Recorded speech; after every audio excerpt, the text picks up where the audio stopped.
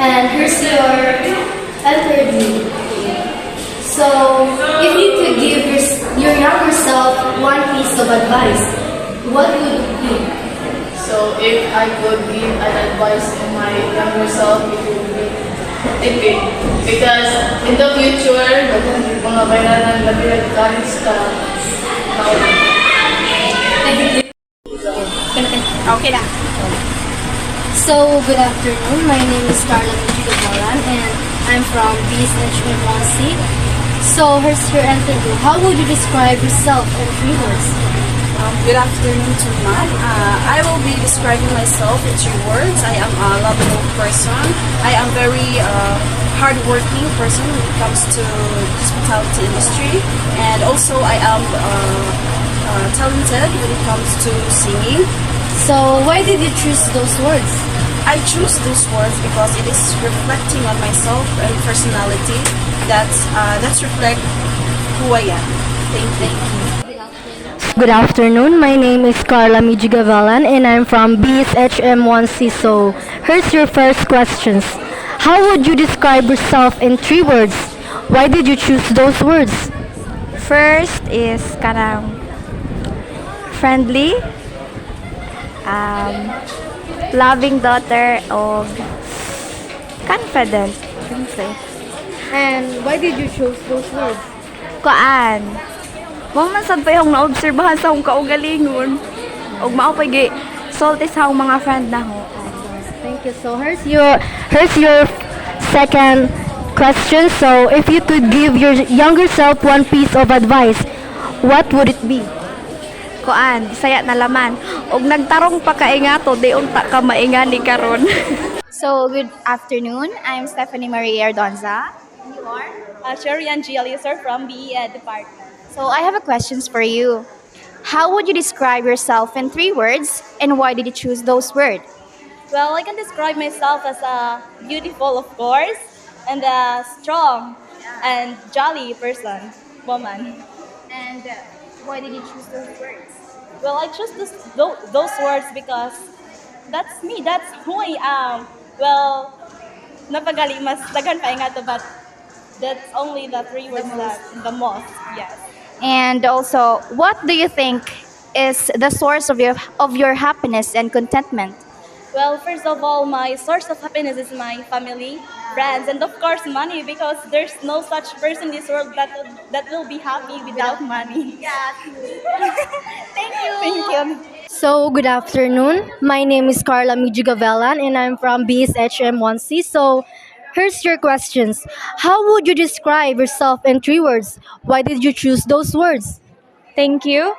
The 3 words that I choose is talkative, joyful, and kind. I choose that word because I know that it fit me. Like, na-fit siya sa akong kagalingan. Okay, thank you. So, here's your second questions. What do you think is the source of your happiness or contentment? The source of my happiness is my family, and when we talk about contentment is kung unsa gali ang moabot nga things na ho magamay man or madako is like our siyang i-enjoy ag makontento ra jud ko niya, like kanang dawatan na ho dili ko ingon nga kanang kuwang siya ba like mangita paglain. Thanks. So, thank you. So, good afternoon, ma'am. I'm Stephanie Maria Ardonza, and you are?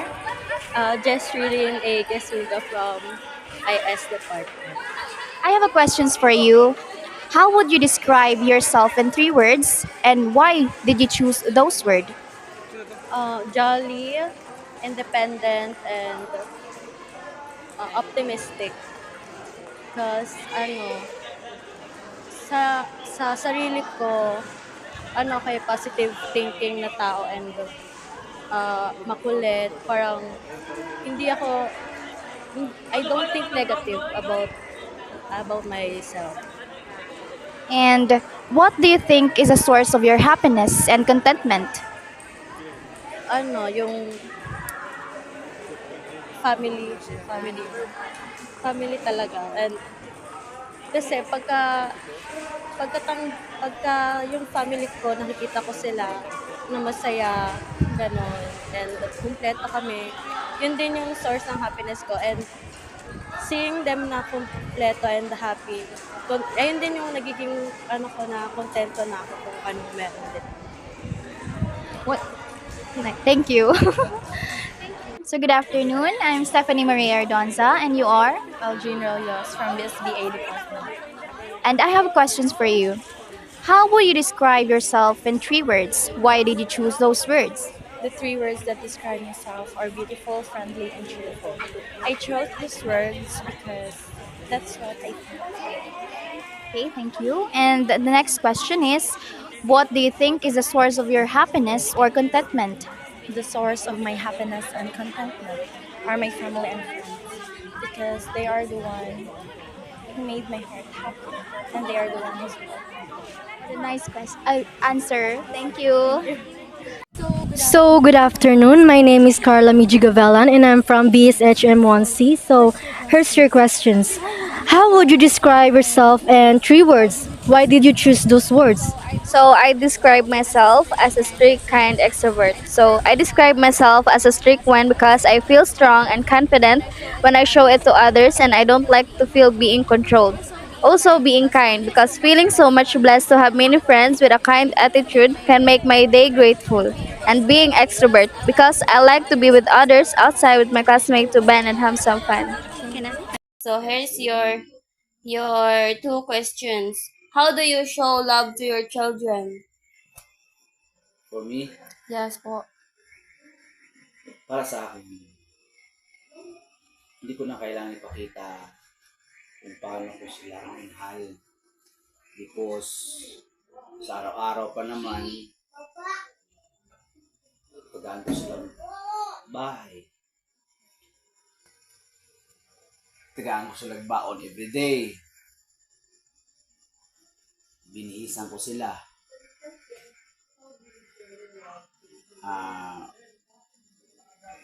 Yung pag-care ko sa mga bata, hindi man nila makikita yun because hindi pa man sila magulang. Para sa akin,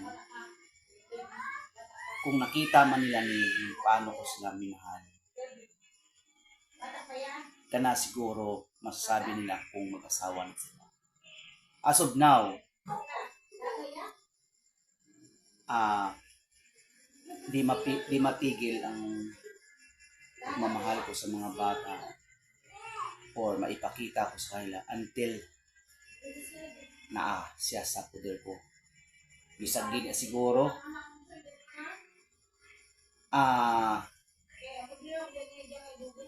pangarap ko na mabigyan ko sila ng magandang buhay. But pobre man ko, pakita ko lang sila na I can stop na magsalita ko sa kanila every day na love kita na, mahal kita, I love you so much every day na. Then yung pangangailangan nila kahit maliit lang, yung una, baon,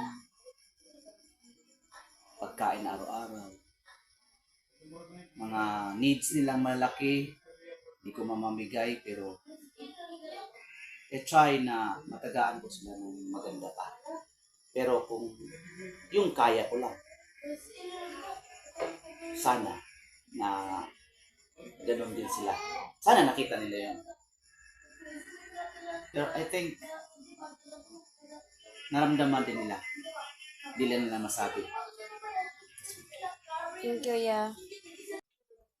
So the second question is, if you had to pick 3 words to describe yourself as a father, what would they be and why? Mahaba yung question. Pero mahirap magbuhat og bangko para sa akong kagalingon.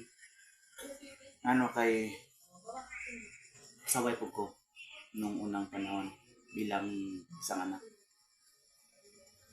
Ngayon ko lang ni maramdaman because there's many kids. But ang masasabi ko ng 3 words. 3 words o tatlong buwan. 3 words niya. 3 words.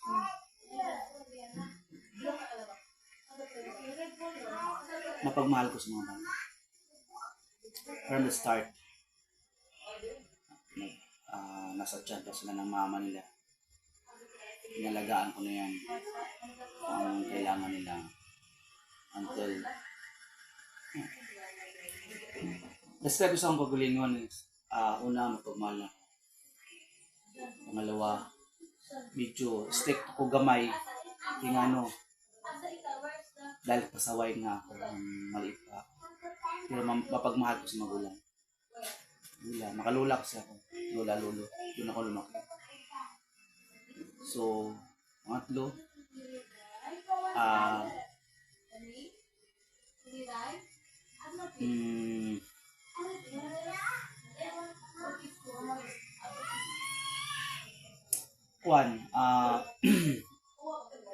hirap i-describe ang isang magulang, ang kagaling ng ano.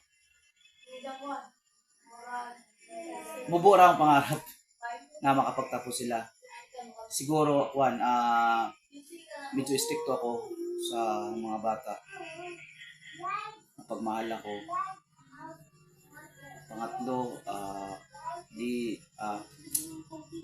sabi tawag ng gusto ko sila makatapos.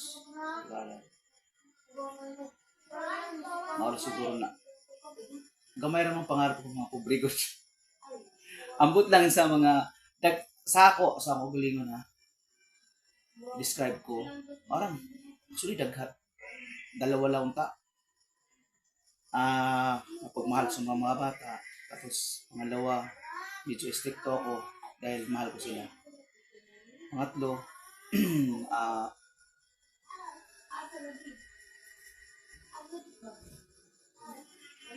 kanang medyo stress. Daghan sila. So, yun. Afternoon, I'm Eileen A. Cabargada from BSHM 1C, and I have a question for you for LGBTQ. And what's the most important thing you've learned about yourself since accepting your LGBTQ?